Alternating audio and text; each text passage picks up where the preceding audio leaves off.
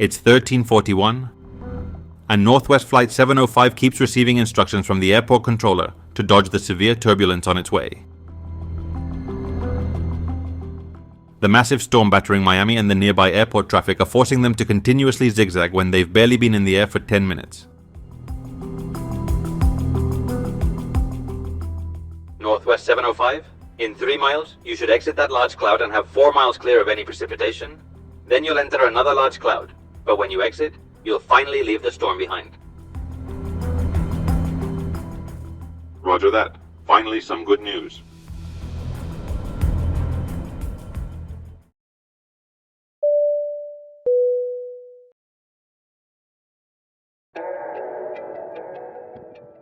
February 12th, 1963, Miami International Airport, USA. It's 1:05 p.m. and here, Northwest Orient Flight 705 is boarding its final passengers departing for Portland in a few minutes. The day is rainy, and near the airport, a severe storm has formed, causing several planes to either delay their departure or take off in directions opposite to their initial routes to avoid turbulence. The captain of Flight 705 has been informed and is considering various options.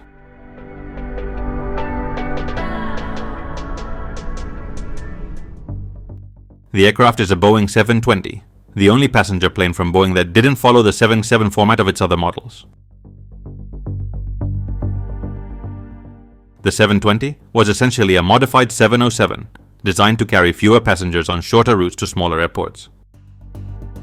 The differences from the 707 included a fuselage 2.5 meters shorter, a redesigned wing, a lighter base weight, and, after the first few months of production, a new set of Pratt Whitney turbofan engines that provided significantly more thrust.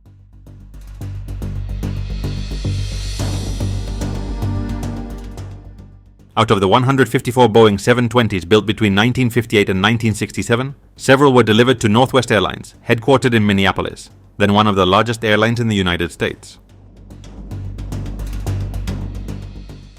At that time, the company operated as Northwest Orient Airlines as part of a brand-focused effort on its routes to East Asia.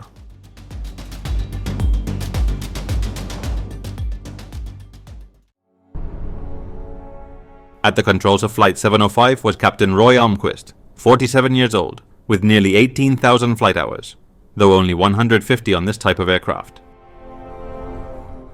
Almquist was well known in Minnesota, the airline's base.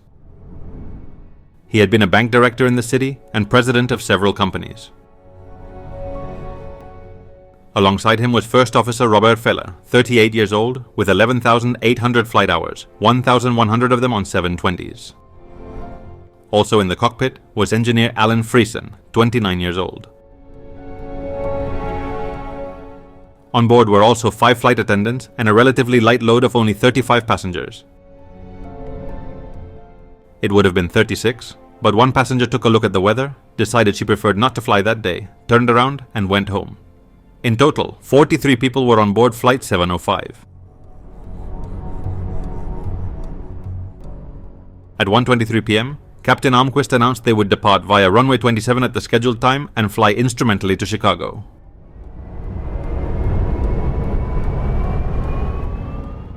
At 1:35 p.m., the Boeing 720 began taxiing down runway 27 at Miami Airport.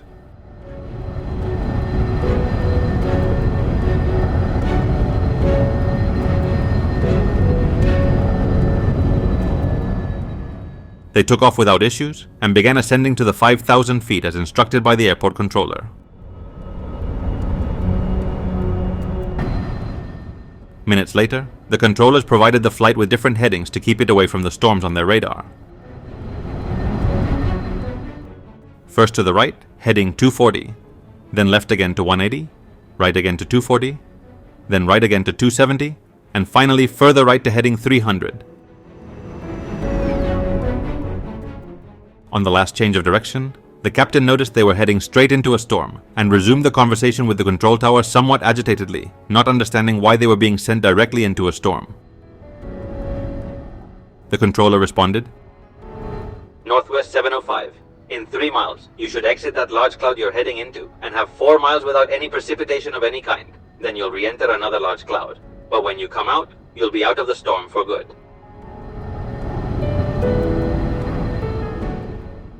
Roger. That sounds like good news. Please let us know when we can climb. We'd prefer to fly over these clouds at a higher altitude than 5,000 feet.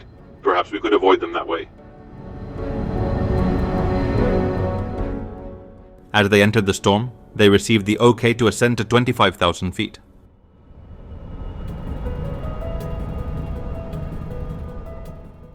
The captain initiated the climb, but unexpectedly, a severe turbulence jolted the aircraft up and down. The scare was significant. They spent at least 5 seconds ascending and another 5 descending without control. The pilots even felt momentarily lifted from their seats.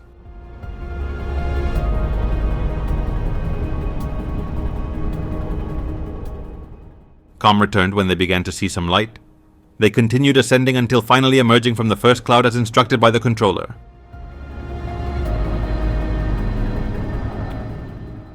Can you turn to the right now? Negative. We'd re-enter the storm.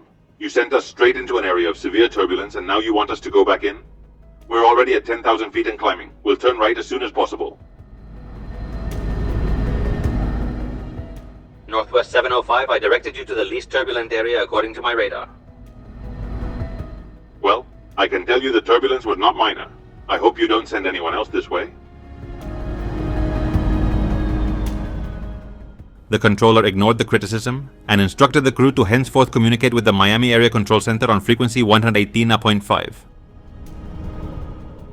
But for some reason, the pilots couldn't contact the Miami Center, either due to storm interference or because the cabin was shaking too much to tune into the specified frequency. They informed the airport controller and continued communicating with him.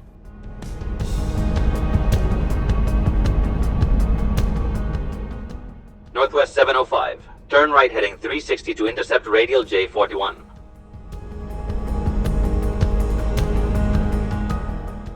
This time the pilots were able to make the turn. They were already at 15,000 feet, and it seemed the worst was behind them.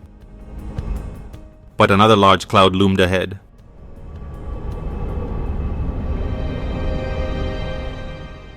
According to the captain's calculations, they wouldn't be far from being able to pass it overhead, so he increased the climb rate before entering the storm.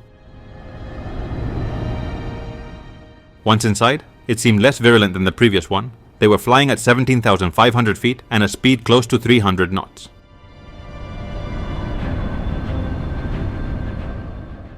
But without warning, the plane began ascending in a way they could never have imagined. A strong updraft propelled them rapidly upward. They reached an ascent rate of 9,000 feet per minute. The sudden upward thrust seemed endless. The speed started to decrease, reaching 215 knots when the captain, seeing he couldn't push the plane down, decided to use the horizontal stabilizer trim. Turning the wheel to the maximum, and finally they stopped ascending. At the same time, he pressed his controls as well. It had been many seconds of ascent, and the speed was close to stall speed at that altitude. But the captain hadn't calculated the consequences these maneuvers could have. Once the updraft stopped, the plane started descending. With the horizontal stabilizer trim pushing the nose down to the maximum, and the controls also pushed down with all the captain's strength, the plane initiated a terrifying descent of such magnitude that it was impossible to level the aircraft. Now, the captain pulled on the controls to stop the abrupt fall, but it was impossible. The force needed at that moment to straighten the plane exceeded that of a nervous and frightened captain. Nevertheless, even if he had had enough strength, physics would have taken care of completely destroying the plane in that stabilizing movement.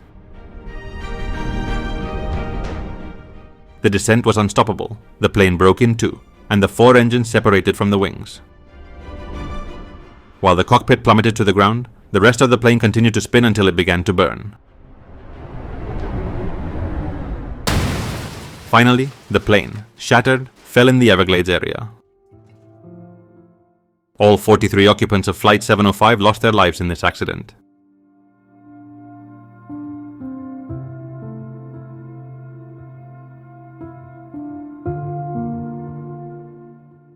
What had happened? Why did Captain Almquist lose control of the 720?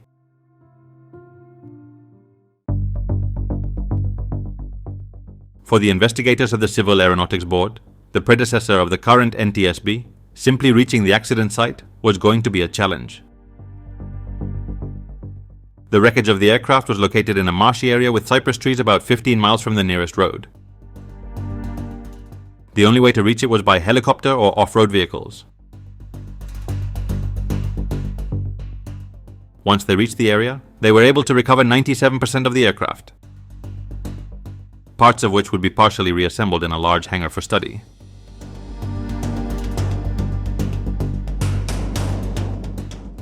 Although no people survived, some animals traveling in the cargo area did. A bag of tropical fish was found intact among the debris with the fish still swimming inside.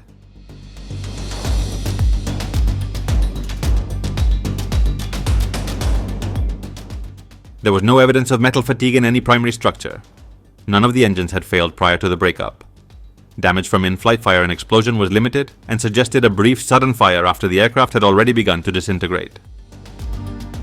There were no signs of a bomb, lightning strike, or catastrophic failure on any control surface. According to the investigators, the aircraft was in perfect mechanical condition before it suddenly fell from the sky and broke apart. Finally, the Civil Aeronautics Board published the cause of the massive descent of the Boeing 720.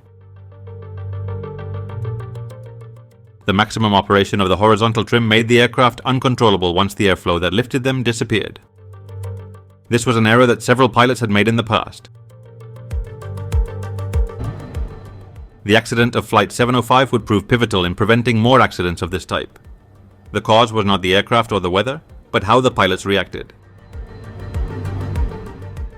This discovery would lead not only to significant changes in pilot training, but to the virtual elimination of turbulence-related accidents as a category, undoubtedly saving the lives of countless future air travelers.